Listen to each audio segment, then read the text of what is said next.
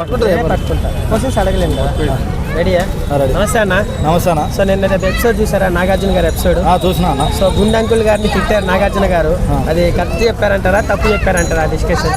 అది గుండంకుల్ అనేది కూడా ఇప్పుడు ఇమాన్యుయల్ అన్నాడు కాబట్టి అది కరెక్టే అనుకుంటున్నాను నేనైతే. ఎందుకంటే అంతకన్నా ముందే రెడ్ ఫ్లేవర్ అని మన గుండంకులు ఇమాన్యుయల్ని జోక్ చేశాడు. ఆ కిడ్డింగ్లో ఆ ఎమోషన్లో అంటే అక్కడ జరిగే కాన్వర్జేషన్లో అతను అన్నలో తప్పు లేదనిపించింది. నాగార్జున గారితో అంతసేపు వాదిస్తూనే ఉన్నాడు కదా, మీరు నన్ను రాంగ్ గా ప్రొటెక్ట్ చేస్తున్నారు ఆడియన్స్ ముందర అనేసి. సో నిజంగా నాగార్జున గారు చేసిన తప్పు. ఇప్పుడు నాకు తెలిసింది ఒకటి ఏంటంటే గుండంకులుకున్న ఒక దూల పని ఏంటంటే కొంచెము ప్రతి ఒక్క మ్యాటర్లో ఏలు పెడుతున్నాడు. ఆ గుండంకులు లేకపోతే బిగ్ బాస్ కూడా కొంచెం చూడలేం కానీ గుండంకుల వల్లనే కంటెంట్ దొరుకుతుంది బిగ్ బాస్కి ఇప్పుడైతే. ఇప్పుడు ముగ్గురు ఆడోళ్ళే అన్నాడు, బర్నీ గారిని ఇమాన్యుయల్ గారిని ప్లస్ సంజయ్ గారు ముగ్గురిని కలిపి ఆడోళ్ళే అన్నాడు. బట్ ఆయన వాదిస్తున్నాడు నాగార్జున నేను ఆడోళ్ళు అనలేదు, నేను అది వేరే పాయింట్ ఆఫ్ వ్యూలో చెప్పానని చెప్పి వాదిస్తున్నారు. ఆయన ఏంటంటే కొంచెం చదువుకున్నాడో చదువుకోలేదు తెలియదు. అంటే మామూలుగా అంటారు కదా ఫ్యూచర్ టెన్స్ పాస్ట్ టెన్స్ అని, ఆయన అనేసిండు ఆల్రెడీ. ఈ అన్నదాన్ని నేను అనలేదు అంటే కరెక్ట్ కాదు. నువ్వు ఏమని చేసినావు అక్కడ వాళ్ళ ఆడవాళ్ళు అని చెప్పేసి నువ్వు అన్నావు. వాళ్ళ ఆడవాళ్ళు ఏమో అని అంటే అది వేరు వస్తుండే, ఓకేనా? నువ్వు ఆడవాళ్ళని అనేసినావు. అన్న తర్వాత నువ్వు ఇంకేముంటుంది, ఆడవాళ్ళే కదా. వాళ్ళతో ఆడవాళ్ళు అనేసినావు. ఆడవాళ్ళు అనకుండా వీళ్ళు నన్ను ఇలా అంటున్నారు, వీళ్ళు కూడా ఏమన్నా ఆడవాళ్ళేమో అన్నట్టుగా మాట్లాడంటే కన్వర్జేషన్ వేరు ఉంటుండే. నువ్వు ఆడవాళ్ళని తెలిసి చెప్పినావు, ఇంకా నువ్వు ఎందుకు వాదిస్తున్నావు? ఆయన గుండంకులు అనుకునేది ఏంటంటే నేనే కరెక్ట్ అనుకుంటున్నాడు, అంతే, ఏం లేదు అక్కడ. ఆయనకు ఒక చిన్న ఈగో ఉంది, నేనే కరెక్ట్ ప్రతి దాంతో. ఆయన అంటున్నాడు ఎవరిని, ఇప్పుడు మన క్యాప్టెన్ ఉన్నారు కదా, ఇప్పుడు క్యాప్టెన్ అయింది ఒక కాదు సంజన, ఇప్పుడు క్యాప్టెన్ అయింది కదా, ఆమెను అంటున్నాడు ప్రతిసారి నువ్వు కెమెరా దగ్గరికి పోయి క్యాప్చర్ చేయడానికి నువ్వు కంటెంట్ కోసమే నువ్వు కెమెరా కాడిపోతున్నావు అని చెప్పేసి అంటున్నాడు. ఆమె కాదు పోయేది ఫస్ట్ ఈయన. ఎవరు ఏది అడిగినా కూడా ఈయన ఏలు పెడుతున్నాడు, నాకు అవసరం లేదు కదా. నిన్న సడన్ గా సంజన గారు లేసి అవును నువ్వు ఆడంగవాడి అన్నావు అనేసి ఒక చెప్పారు, కరెక్టే కదా, కరెక్టే కదా. ఇప్పుడు ఒక ఆడామా ఒక రీతు చౌదరి తప్పక రీతు చౌదరిని మనం ఆడదానిలాగా ఎప్పుడు లెక్క చేయమబ్బా, అది అందరికీ తెలిసిందే బయట ప్రతి ఒక్కరికి ఎరకే. ఆడామలాగా ఆడదైతే ఆడవాళ్ళు అని ఆడవాళ్ళని కించపరిచి మాట్లాడాడు అక్కడ, ఓకేనా? ఇప్పుడు ఆయన మొగోని కించపరిచింది పక్కన పెడితే ఆడవాళ్ళని కించపరిచాడు ఏమని, ఆడోళ్ళు ఇంతే, వాడు కూడా ఆడోడే అంటే ఆడది చిన్నతనమే కదా. మొగోళ్ళు ఆడవాళ్ళు జెండర్ ఈక్వల్ అన్నాడు, జెండర్ ఈక్వల్ ఏడుంది నీకు? నువ్వు జెండర్ ఈక్వల్ అయితే నువ్వు అలా మాట్లాడద్దు కదా. జెండర్ ఈక్వల్ అన్నోడివి కరెక్ట్గా మాట్లాడాలి. వాళ్ళు ఆడవాళ్ళు అంటున్నారు, అది కాదు, కరెక్ట్ కాదు, వాళ్ళు ఇలా అనకూడదని. దమ్ము శ్రీజ గారిని అన్నాడు కదా నాగార్జున గారు, దమ్ము అనేది నీ నోట్లోనే ఉండద్దు, చెప్పే పాయింట్ కూడా ఉండాలి అన్నాడు కదా, కరెక్టే అంటారా? కరెక్టే అనుకుంటున్నా బ్రో. ఎందుకంటే బ్రో ఇప్పుడు ఏమైతుందంటే ఇక్కడ కామనర్స్ సెలబ్రిటీస్ రెండు, ఇప్పుడు ఏమైంది బిగ్ బాస్ 2 పార్ట్స్ ఉంది. ఇప్పుడు ఒక్క పార్ట్ కాదు, ఇప్పుడు ప్రతిసారి లాగా.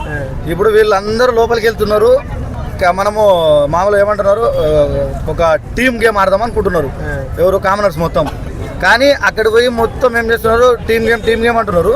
బయటకు వచ్చిన తర్వాత ఎవరి ఇండివిజువల్ గేమ్ ఆడుతున్నాడు, ఫెయిల్ అయిపోతున్నారు. టాప్ 5లో ఉండొచ్చు అనుకుంటున్నాను 100%. మన తనుజ గారు ముద్దమందాల సీరియల్ ఉన్నారు కదా, తను మీరు ఊరికే ఏడుస్తా ఉంటే ఇది సీరియల్ కాదని చెప్పేసి నాగార్జున గారు ఇచ్చి మోటివేషన్ ఇచ్చారు. అలా మోటివేషన్ కూడా కరెక్టే అంటారు, ఇంకోసారి ఏడవకండి అని చెప్పి చెప్పారు కదా తనుజ గారు. అవును బ్రో, అది యాక్చువల్ కరెక్టే కదా. ఎందుకంటే బ్రో ఇప్పుడు మనం ఒక షోకి వచ్చిన తర్వాత ఎమోషన్ పక్కన పెట్టాలి. ఇది నీ ఇల్లు కాదు కదా, నీ ఇంట్లో లాగా రోజు మూలని కూర్చొని ఎడుతా అంటే ఇది కాదు కదా మన షో. ఇది నువ్వు రోజు కూర్చొని ఎడుస్తా అంటే ఆడియన్స్కి ఏమి ఇస్తున్నావు మెసేజ్? ప్రతి ఒక్క దానికి సెన్సిటివ్గా తీసుకుంటున్నావు. ఫస్ట్ ఆఫ్ ఆల్ దాన్ని సెన్సిటివ్గా తీసుకోవడం ఆపాలి, దాన్ని ఆపి నువ్వు ఏందనేది ప్రూవ్ చేసుకో. గేమ్స్ వచ్చినప్పుడు లేకపోతే అలా నీకు అలా పాయింట్ ఆఫ్ వ్యూలో వచ్చినప్పుడు నేను ఏందనేది ఎలిమినేషన్ రౌండ్ వచ్చినప్పుడు ఇంకొకటి వచ్చినప్పుడు గేమ్స్ వచ్చినప్పుడు నువ్వు దాన్ని ప్రూవ్ చేసుకొని మాట్లాడు. ఇప్పుడు వాళ్ళు ప్రతిదానికి దానికి ఫీల్ కావాల్సిన అవసరం లేదు బ్రో. ఇమాన్యుయల్ గారిని గుండు అంకుల్ అనేసి ఒక డిస్కషన్ వచ్చింది కదా, నాగార్జున గారు ఇమాన్యుయల్ గారికి సపోర్ట్ చేశారు, అది 100% రైట్ అంటారా? 100% రైట్ బ్రో. అక్కడ కాన్వర్జేషన్ విన్న ప్రతి ఒక్కరికి అర్థమయ్యేది ఏంటంటే ఇమాన్యుయల్ వచ్చేసి గుండంకుల్ అనకుండా ముందే గుండంకుల్ ఇమాన్యుయల్ని రెడ్ ఫ్లేవర్ అన్నాడు, అది కరెక్ట్ కదా. ఇప్పుడు రెడ్ ఫ్లేవర్ అంటే మామూలుగా మనం ఇక్కడ ఎవరినన్నా అంటే కొంచెం ఎవరన్నా తేడాగా అట్లా ఉంటే జర అంటాం మనం, ఏమని పూరైడు ఆదిరైడు అని అంటాం, ఓకేనా? ఈ గుండంకుల్ అనేది చాలా సింపుల్, అంటే అది భూదేం కాదు నన్ను అడిగితే. ఎందుకంటే బాడీ షేమింగ్ కూడా కాదు, ఆయన జస్ట్ గుండు ఉంది కాబట్టి ఆయన కన్న కొడుకులు కూడా అంటారు ఆయన ఏదో ఆడ చెప్తున్నాడు కానీ ఆయన ఇంటికి పోతే మా నాన్న గుండు అంటారు. ఓకేనా, ఎవ్వరు అది పెద్ద మ్యాటర్ కాదు. నువ్వు రెడ్ ఫ్లేవర్ అనడమే తప్పు. సంజన గారి గేమ్ ఎలా ఉంటుంది? ఫస్ట్ వచ్చారు, దేనికి పనికిరాదు అనుకున్నారు, గుడ్డుతో బిగ్ బాస్ లేపింది, తర్వాత థమ్స్ అప్ అన్నారు. అంటే గేమ్ ప్లాన్ మామూలుగా వేయట్లేదు, ఒక చిన్న పాపను వదిలేసి మరీ వస్తుంది. ఆమె ముందు ఎలా ఉండబోతున్నాం గేమ్? బ్రో ఆమె గేమ్ ఏంటంటే ఆమెకు ఎవరితో ఎలా మాట్లాడాలో ఇప్పుడు నిజంగా బిగ్ బాస్ లో ఉన్న కంటెస్టెంట్లలో మొత్తం ఒక్క అంత పకడ్బందీకి వచ్చింది ఆమెకి యాడ్ ఏం చేయాలో తెలుసు, ఎవరిని ఏం మాట్లాడాలో తెలుసు. అందరు ఇప్పుడు వచ్చిన 15 మందితో ఆమె 2 days లోనే వీళ్ళ బిహేవియర్ ఏంది, వీళ్ళు ఏందని మొత్తం క్యాప్చర్ చేసి పారేసింది. అంటే కంటెస్టెంట్ అందరూ ఆమెను ఏదో తక్కువ చేసి ఆమె దేనికి పనికిరాదు అన్నట్టు చూస్తున్నారు. బట్ బిగ్ బాస్ ఏమో అట్లా లేపుతుంది సంజన గారిది. ఎవరు కరెక్ట్ అంటారు? బ్రో ఆమె చేసే తప్పేం లేదు బ్రో అక్కడ. ఇప్పుడు ఆమె గేమో లేకపోతే ఆమె ఇప్పుడు ఏదన్నా రాబరీ చేసింది, ఆమె గురించే కదా చేస్తుంది.